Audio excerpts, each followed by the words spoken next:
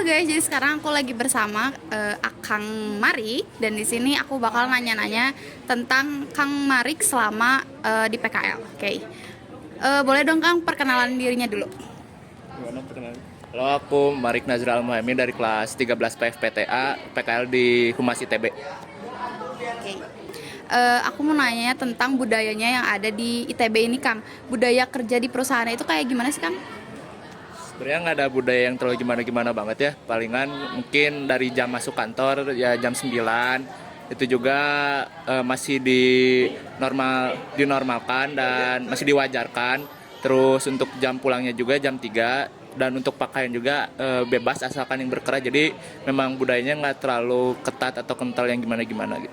Kalau budaya yang dari STM terus ada di perusahaan itu ada nggak Kang? Kira-kira? Sebenarnya nggak banyak yang kepake ya, palingan apa ya, mungkin kan kita sering ada larkam ya, palingan mungkin lari karena kita di Akang di Humas ITB sering ngejar momen buat videonya, jadi mungkin larkam kali ya sambil bawa-bawa tripod kan itu lumayan capek juga. Oke. Berarti budaya larkam yang ada di STM itu sangat kepake ya Kang buat PKL. Oke lanjut, kalau misalkan struktur organisasi atau misalkan jabatan-jabatan yang ada di perusahaan itu apa aja Kang? Waduh. Kalau jabatan lumayan banyak ya, jadi kita tuh yang paling atasnya itu udah tentu dari rektor ITB ya. Terus dari rektor ITB itu dipecah lagi, ada sekretariat dan segala macamnya, WRAM dan segala macamnya lah. Pokoknya kita tuh masuk di sekretariat, dan di bawah sekretariat itu ada kepala biro humas. Nah, dari kepala humas itu dibagi 3 lagi, jadi ada protokoler, sosial media sama multimedia. Nah, aku termasuk di sosial media di multimedianya, tim multimedia. Oke. Berarti Akang untuk PKL tuh di posisi multimedia. Boleh dijelasin nggak Kang posisi itu tuh ngapain aja?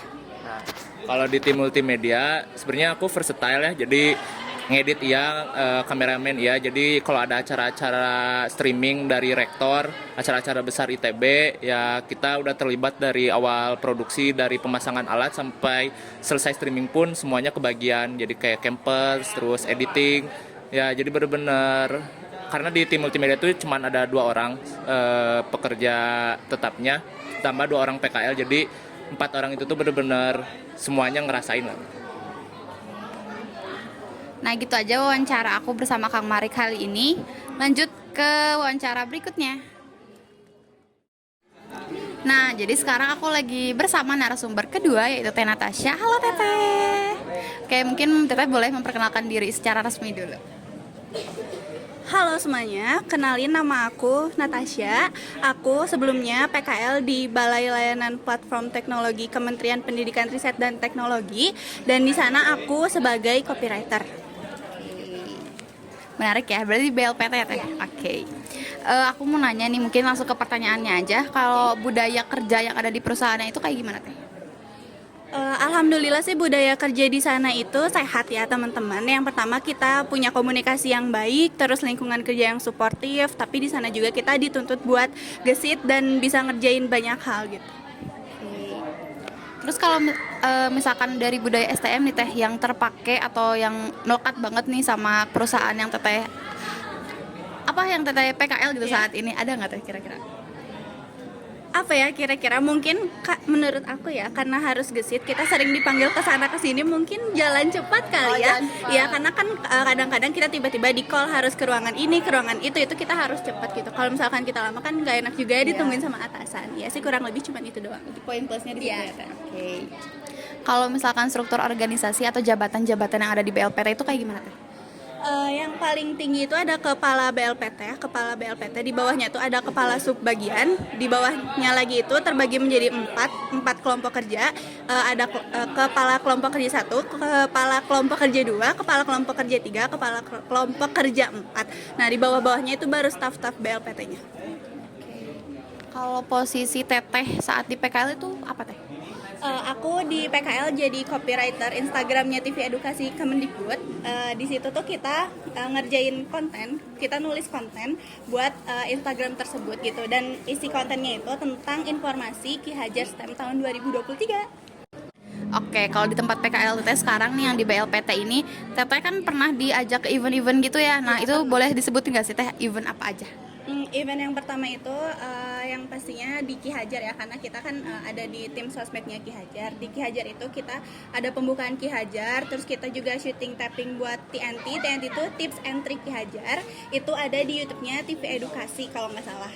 Terus kita juga ikut event acara Agustusan di Pusdatin BLPT, kan di sana ada dua ya, ada Pusdatin BLPT dan kita jadi panitia Agustusan di sana. Terus kita juga pernah syuting ke Kemenke instalasi alat lebih tepatnya. Terus kita diajak ke Lembang itu buat kayak gathering aja sih, bareng-bareng seru-seruan sama pegawai di sana. Selanjutnya yang terakhir yang paling seru banget itu kita ada di acara Malam Anugerah Ki Hajar di Kemendikbudristek di Senayan. Wih, keren banget, berarti banyak banget event-event yang menarik ya Teh. Oke, segitu aja wawancara aku bersama Tenat hari ini. Dadah. Oke, jadi aku udah sama narasumber selanjutnya, yaitu Akang dan Teteh di sini. Boleh dong Akang Teteh perkenalan. Halo, nama aku Aini.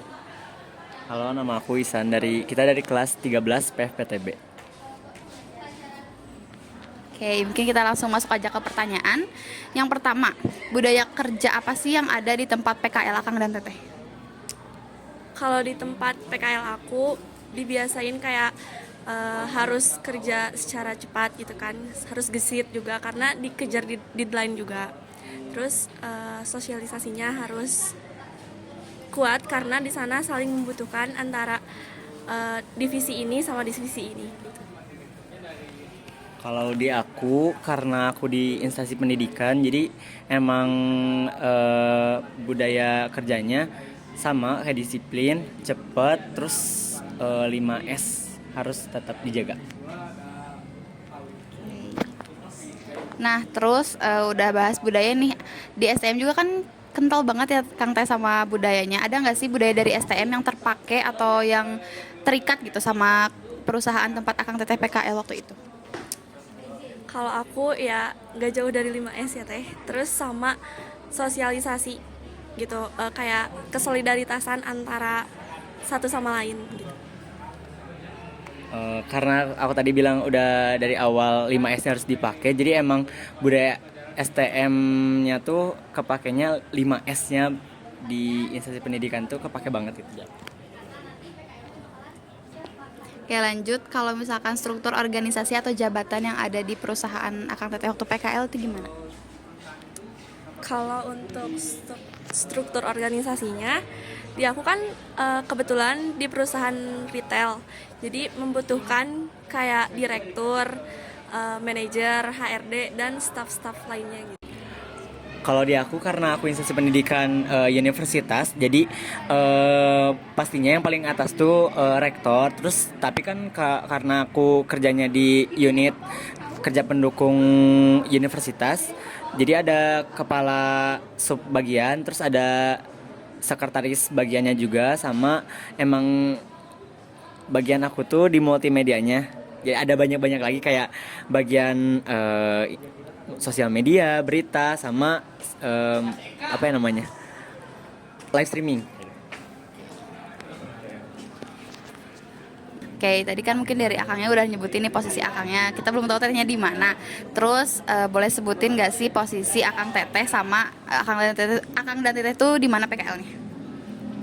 Kalau aku di PT Paninti Hub di Jakarta Utara, divisinya sebagai divisi multimedia, yang dimana aku kerjanya sebagai editor sama kameramen.